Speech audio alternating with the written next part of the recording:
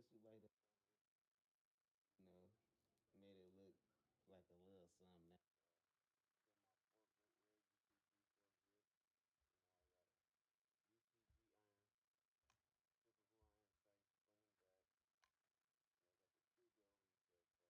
You know, I just made it look tactical. I got a sling for it too. I bought a green sling for it to make it real tactical. But this is just a budget build you guys can do easy. Easy. This was 21 and some change, front and back. 89 plus tax for the tool below. 21 plus tax for the UTG for grip. 40 round. Alright.